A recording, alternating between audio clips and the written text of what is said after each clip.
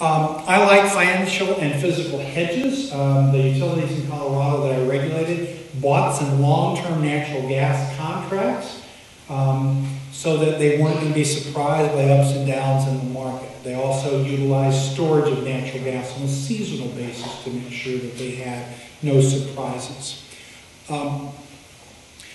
We all need to hold utilities accountable. When they make a commitment to do something, make them do it. Make sure they do it. Don't simply lose interest in what they're doing and sort of let them off the hook. That's not going to be productive for either the utility or the ratepayer or the regulator in the long run. These more apply to regulators than they will to you. I will also say, though, that utilities are really morphing. They're changing a lot. Their business model has to change because the world under their feet is changing. Now, I'm going to show you the example of a really, what I would conclude is a really robust planning process used by the Tennessee Valley Authority. Now, they're an interesting choice. First of all, they did a very good job. That's why they were chosen. But they're also not one of the greenest utilities in the country. They were never considered in the southeast of the United States to be that progressive.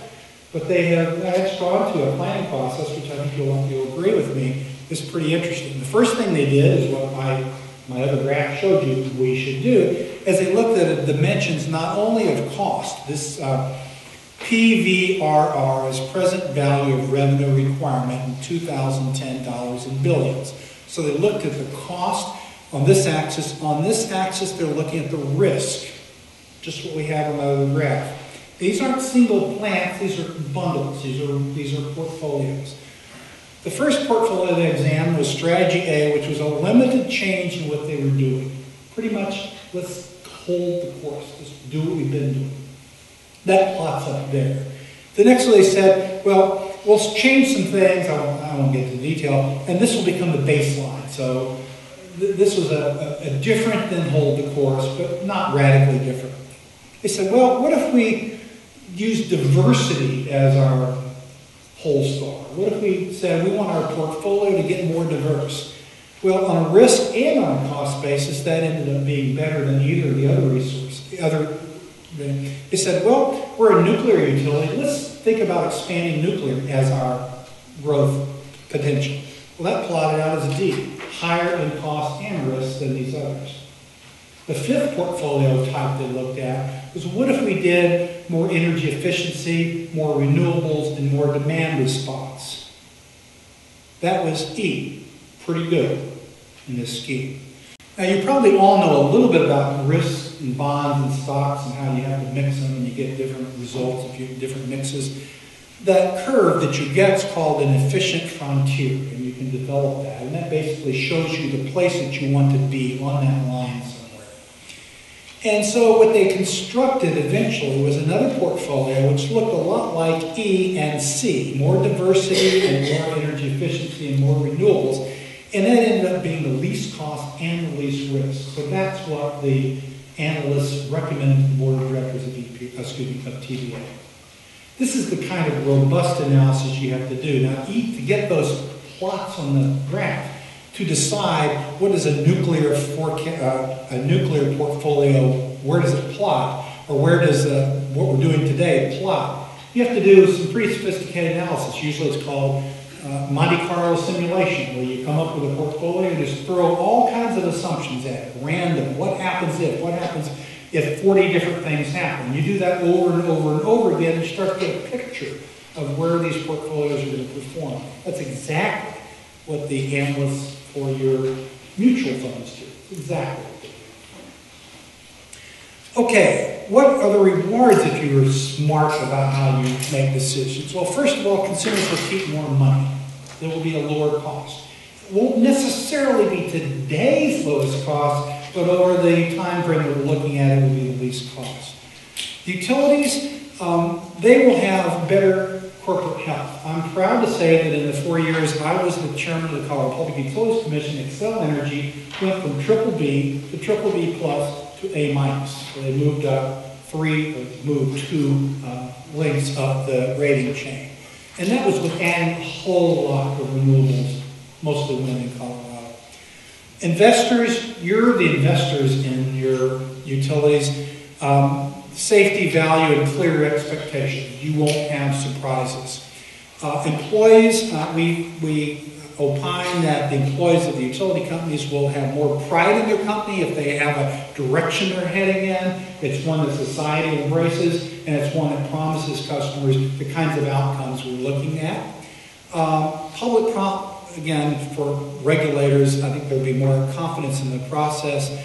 And bottom line, society is spending its precious capital more wisely. Now, I'm going to almost stop here. I have one more small topic to talk about. It's not small, it's going to be short.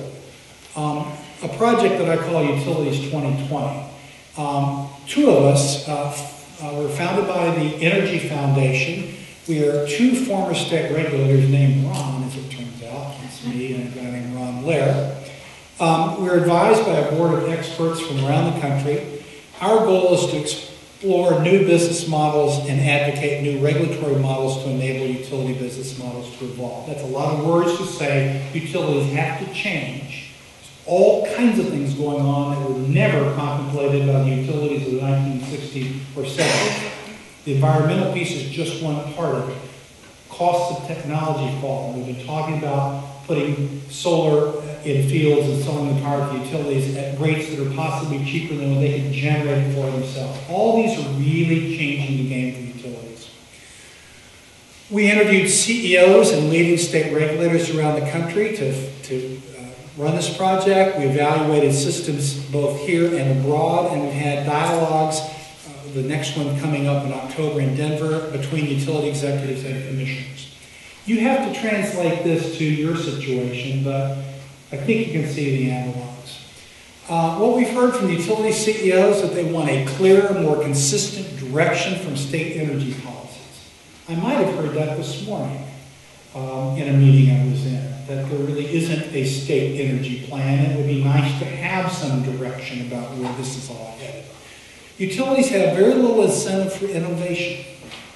Certainly the investor-owned utilities. I was told by an investor-owned utility CEO, well, you know, what's the upside of me spending money to lower my costs? My best case is I get my money back, is all. I don't make anything on that activity. Another one said, why would I do that? They take it away at the next rate case. Now, you don't have rate cases, but I would ask you to examine whether you have incentivized the public power districts to be as efficient as possible. Commissioners, regulators need a better understanding of the utility business and its needs. This is from the mouths of the CEO. Some of them said that the regulators, maybe this will be true of, I'm not putting words in anybody's mouth here, but I heard words like they have a profound ignorance of what the utility actually needs and does. There needs to be a better education process. Utilities told us they want certainty on climate policy. They're not dug in either way about whether the climate is changing or isn't, but they just want to know, what do you want us to do? Several utilities said to us, you mistake our greatest advantage. We are very good at managing large projects, getting them done on time, running them well after they're done. That's what we're good at doing. They don't want to be the ones in this country to decide our climate policy or our energy policy, for that matter. And they want healthier working relationships with the regulators. What about the commissioners? Well, commissioners, the first word out of their mouth is always, what's going to happen to rates? That's a worthy concern, but it's twofold. It's short run and it's long run. You've got to look at the long run, not just the short run. By the way, in Colorado, we had a very pleasant experience with going from effectively 0% renewables to about 16% for Excel. Their rates have gone up in total less than the rate of inflation over the last 6 years. And of that increase, so it's not zero, but it's less than inflation, of that increase, only 2% of it is due to the cost of renewables in our state. Bottom line, wind pulls down the cost of service and solar raises it, but the net of those is only about a 2% increase attributable to that. That's just the cost to utility customers.